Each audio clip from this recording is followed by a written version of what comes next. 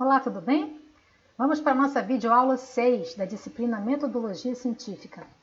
Na videoaula de hoje, nós vamos tratar da redação científica, na verdade, de aspectos gerais da redação científica. Obviamente que todos vocês que já estão aí no ensino superior já tiveram suas aulas de redação na sua educação básica. Mas quando a gente fala de redação científica, a gente está falando de um texto mais específico, que tem algumas normativas técnicas e alguns aspectos que a gente precisa seguir para a apresentação do nosso trabalho, para a boa apresentação do nosso trabalho. Antes da gente entrar nessas especificidades, eu chamo a atenção para a relevância da escrita na história da humanidade. Ela é tão relevante, ela é tão importante que é o marco que divide a pré-história da história. A escrita, ela foi desenvolvida em torno de 6.000 a 5.500 anos antes do presente e possibilitou, então, gravar, registrar, manter um registro das informações, das mudanças que aconteceram, dos achados, enfim, de tudo relacionado à história da humanidade. Daí a sua relevância. A gente costuma dizer, né, que palavras o vento leva, mas aquilo que está escrito, aquilo que está impresso, está gravado e vai ser mantido dessa forma. Por isso, ela é tão importante e por isso que esse registro escrito é uma forma de comunicação tão importante para nós em todas as áreas do conhecimento, em todas as circunstâncias da nossa vida. O texto científico, na sua forma de escrita, na sua forma de redação, ele tem algumas exigências, né? É um texto que é preciso, ele precisa de precisão, ele precisa de consistência, de concisão e de objetividade. Então, reunindo esses 4 aspectos, é um texto cujas informações não podem gerar dúvida no nosso leitor, né? E que nós precisamos dizer aquilo que precisa ser dito da forma mais simples e mais direta possível, justamente para não deixar essa dúvida. Então, essas 4 qualidades do texto científico estão representadas aí por essas condições. A simplicidade, o ser direto e não gerar dúvida. Outro aspecto importante, o texto científico precisa ter foco. O objetivo daquilo que a gente escreve, daquilo que a gente transmite, tem que ser claro e tem que ser bem elaborado. Vamos lembrar lá da nossa primeira videoaula, quando apresentamos os pressupostos do método científico e o passo a passo da pesquisa científica? O objetivo nada mais é do que a pergunta do nosso trabalho. Então a gente precisa ter clareza de qual é o foco, aonde a gente quer chegar, né? E, obviamente, para que tudo isso se qualifique como um texto científico, a gente precisa não só dominar o idioma, né, no qual nós estamos escrevendo, mas também os termos da área de conhecimento. Na grande maioria das vezes, a dificuldade que nós temos para escrever, e aí não só textos científicos, a dificuldade que nós temos para escrever de um modo geral, ela é resultado da falta de leitura.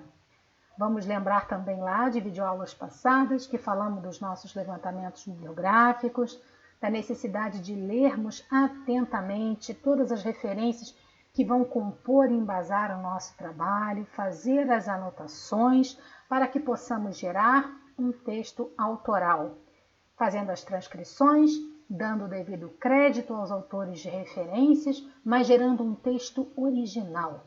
A gente só consegue fazer isso, dissemos isso lá nas outras videoaulas e reiteramos isso aqui, quando a gente lê, quando a gente estuda. Então, dificuldade para escrever, na grande maioria das vezes, representa falta de leitura.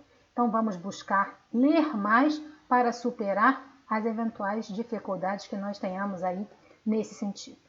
Vamos lá, algumas dicas para uma boa redação científica. Antes de começar, vamos organizar um roteiro. Um roteiro com as nossas ideias. O que a gente quer fazer, o que a gente quer alcançar, o que a gente quer expressar a partir daquele texto. Mais uma vez, está aqui a necessidade de termos um conhecimento prévio para que as nossas ideias, que vão basear o nosso roteiro, sejam realizáveis. Consultar sempre dicionário e gramática, e hoje em dia isso é muito fácil. Nós temos dicionários e gramáticas vinculados a editores de textos no nosso computador. Então, vamos sempre fazer a verificação quando o nosso editor de texto aponta ali algum possível erro, né? Precisamos ser precisos e rigorosos no vocabulário técnico que utilizamos. O vocabulário técnico relacionado ao texto científico propriamente dito e àquela área de conhecimento. E cada área de conhecimento tem lá, né, o seu conjunto de palavras, expressões e de vocabulário que compõe a linguagem daquela ciência, daquela área de pesquisa, daquele tema. Então, precisamos ser precisos e rigorosos no uso dessa palavra. Não quer dizer que o texto científico tenha que estar aí cheio de palavras de difícil compreensão. Não, ao contrário, isso não deve ser utilizado. Devemos minimizar o uso das palavras de difícil compreensão e evitar também as palavras vulgares da linguagem coloquial. Então, a gente precisa conhecer os termos da área de conhecimento e os termos que são aplicados nos textos científicos. Né? Continuando, procure sempre escrever na ordem direta. A escrita na ordem direta, essencialmente com a estrutura de frase mais simplificada, que é o sujeito, o verbo, né, que denota a ação desse sujeito, e o seu complemento, aquilo que foi feito, né, o complemento ao predicado, é a estrutura mais simples da expressão de uma frase e é a que vai transmitir, então, a informação de modo mais direto. Lembrando que a informação transmitida com simplicidade e de modo direto é uma das exigências do texto científico. Então, sempre que possível, vamos procurar construir as nossas frases com essa estrutura. Dê preferência às frases afirmativas. Vou dar exemplo aqui para facilitar. Prefira a espécie X consumiu a espécie Y, ao invés de a espécie Y foi consumida pela espécie X. Né? Aqui nós temos dois verbos, um auxiliar e um principal. Então, vamos procurar sempre reduzir a uma expressão mais simplificada. Com as frases afirmativas, nós conseguimos alcançar isso. Então, sempre que for possível, vamos transmitir a frase afirmativa na ordem direta.